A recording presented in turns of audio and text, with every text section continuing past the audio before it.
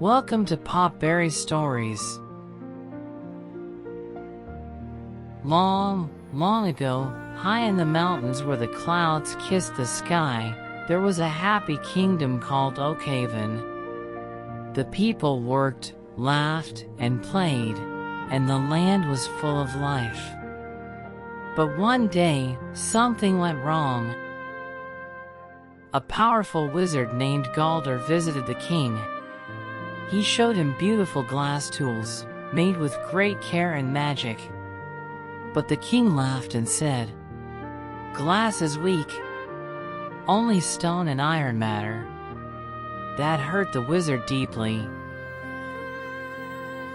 With sad and angry eyes, Galdur lifted his hand and cast a spell. Not to break the kingdom, but to change it.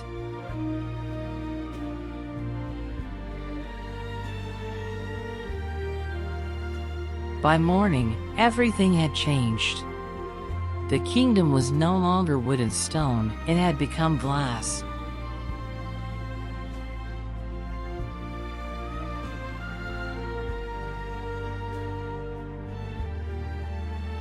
Trees sparkled like emerald crystals. Their leaves froze in the air, shining but fragile.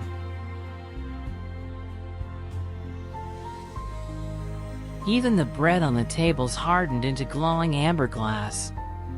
Nothing could be touched without danger.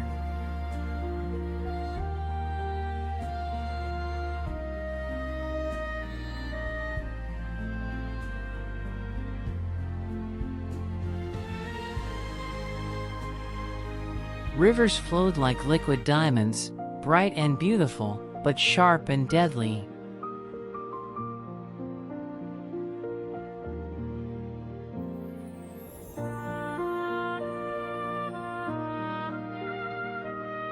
The king sat frozen on his sapphire glass throne. Too afraid to move, he watched his kingdom crack in silence. Prince Leo, the king's son, looked out over the shining city. He loved his home, but now it frightened him. Leo was strong and tall, but strength was now a danger. Every careful step he took could break the world beneath him. Leo stared at his reflection in the glass wall. How can someone like me save a kingdom so fragile, he wondered. A tiny vibration shook a glass cup on a table. In Oakhaven, even the smallest sound mattered. The streets were quiet and empty. The kingdom was beautiful, but lonely and afraid.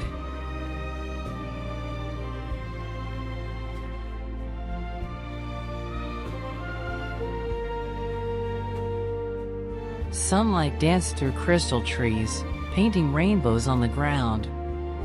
Oakhaven was now the most beautiful place in the world, and the most dangerous. As the sun set, the city glowed like burning orange crystal. Night fell gently over the glass kingdom. And in the silence, Prince Leo knew something must change. As evening came, Prince Leo sat inside the great hall. A room so clear it felt like a giant bubble made of glass.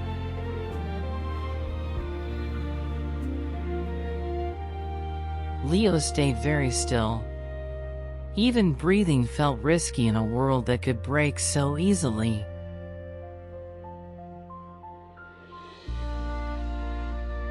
Suddenly, a tiny golden light appeared outside the window. It shimmered and twinkled like a star. The light floated inside the hall, moving gently through the air, making soft chiming sounds, ting, ting, ting. The light became Flicker, a tiny elf with rainbow wings, no bigger than a dragonfly. Leo's eyes widened, but he didn't move. He had never seen magic like this before. Flicker landed softly on Leo's shoulder, light as a floating seed in the wind. "You look strong," Flicker said kindly. "But strength alone won't save a glass world." Leo looked at his heavy armor and sword resting nearby. Things that once made him powerful, now only caused harm. Flicker floated and twirled through the air. "You must learn to move with the glass, not against it." Carefully, Leo tried to copy Flicker's gentle steps, moving slowly, softly, and with great care. Leo stopped and watched closely. For the first time, he felt hope instead of fear. Together, Leo and Flicker left the Great Hall. A fragile journey had begun, and the fate of Oakhaven was about to change. The journey led Prince Leo to the edge of the royal gardens. But these weren't the gardens he remembered. The hedges were now walls of sharp, sparkling crystal thorns, reaching high into the sky. The wind whistled through them, making a strange, high-pitched song that made Leo shiver. "Watch me, Leo," said Flicker, the tiny glowing elf. "I don't fly over the thorns. I weave through them, like the wind." Leo took a deep breath. He stepped forward carefully. Siarak! A glass leaf snapped under his weight, and he froze in fear. "Don't fight the glass," whispered Flicker. "The crystal feels what you feel. If you are stiff, it will break. If you move like the wind, it will hold you." Leo closed his eyes and listened. He felt the shimmering garden all around him. Slowly, he began to slide forward, his body low and gentle, just like Flicker showed him. He swayed with the glass trees and mirrored leaves. A thorn brushed his arm, but it didn't break. Leo smiled. He was learning how to move with the garden, not against it. He followed Flicker through a narrow crystal archway, peeking carefully through the layers of sparkling thorns to see the path ahead. Even when he almost slipped on a mirrored patch, he balanced himself and kept going. Finally, Leo and Flicker emerged from the thorns of glass. The prince let out a small, proud smile. For the first time in years, he felt graceful, and he had made it through without breaking a single thing.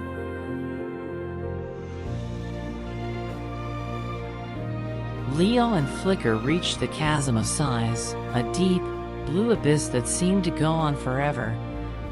Stretching across it was a glass bridge, so thin it looked like a spider's web. Flicker hovered beside Leo, his tiny wings shimmering. "This bridge is held together by silence," he whispered. "Even a single sound can break it." Leo leaned over the edge. His heart pounded so loudly he could almost see the bridge shivering in time with each beat. "Quiet your heart, Prince," Flicker urged. Leo took a deep breath and imagined a still, calm pond. Slowly, he sat at the edge of the bridge, letting his racing thoughts settle. Step by careful step, Leo placed his feet on the delicate threads. The bridge bent gently beneath him, flexing like a trampoline, and he moved as quietly as a shadow. Suddenly, a small pebble fell from his pocket and pinged on the glass. A crack raced along the threads. Leo froze for a moment, but then he remembered Flicker's words. He closed his eyes and began to hum a soft, low note, matching the bridge's vibration. Slowly, magically, the crack began to mend, knitting the glass back together.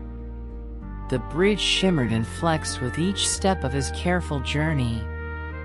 Leo's confidence grew as he learned to move with the fragile world, not against it. Flicker hovered nearby, guiding him, golden wings catching the light. Step by careful step, Leo crossed the shimmering bridge. When he reached the far side safely, a small smile spread across his face. Looking back, Leo could see the entire chasm of size. The delicate threads reminding him that the world might be fragile, but with care, bravery, and a little magic, he could pass safely through anything. After their brave crossing of the Bridge of Whispers, Prince Leo, Flicker, and Wizard Galdur finally reached the legendary Cave of Echoes. The cave towered like a cathedral made of ice and shimmering glass, glowing softly under the moonlight. "Stay close," Flicker whispered, flitting near Leo's shoulder. "The cave reacts to everything, your steps, your voice, even your thoughts." Leo took a deep breath, feeling his heart pound. He could see the golden crown gleaming on a pedestal at the center. Its light reflected across the icy walls, filling the cave with magic. Suddenly, the cave began to echo every angry word Leo had ever spoken. His own voice boomed off the walls, glowing as magical waves of sound, shaking the ceiling. Icicles fell around them. "He's trying to make you angry," Flicker shouted. "If you shout back, the cave will collapse."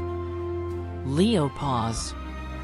He looked at the crown and saw his reflection in its golden glow. He didn't see a warrior anymore. He saw a man who had learned strength and softness, who could move carefully without breaking the fragile world around him. With a steady hand, Leo reached beneath the crown. He whispered one simple word, "Peace." The echoes stopped instantly.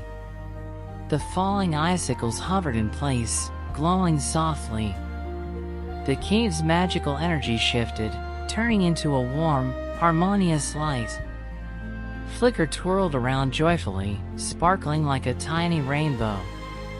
Galdur's icy blue magic shimmered gently, holding the cave in balance. Leo smiled softly. He had completed the trial. He had learned to walk lightly, act wisely, and bring calm where there was chaos. Together, the three of them exited the cave. The golden crown remained safe.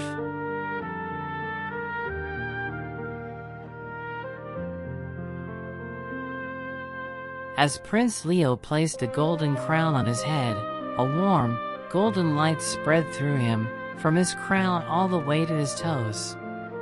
The light flowed outward across the kingdom, touching every crystal leaf, every mirrored street, and every sparkling river. Slowly, the glass softened, the emerald trees turned back into soft green leaves, the mirrored streets became warm cobblestones, and the diamond rivers turned into rushing, frothy water.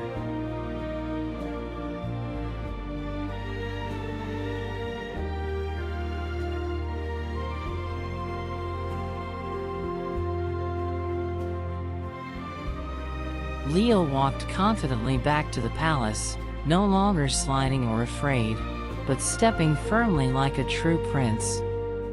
Inside, his father, the king, rose from his throne. The blue crystal skin melted away, revealing warm flesh once more. Father and son shared a quiet moment of understanding, smiling without words. All across Oakhaven, the kingdom came alive again. Stone houses stood strong, music filled the air, soldiers trained with instruments and swords, and children laughed in the streets. In the palace garden, Leo tended a single glass rose, its delicate glow a reminder that true strength is gentle, careful, and kind. Flicker hovered nearby, sparkling in the sunlight, happy to see the kingdom whole again.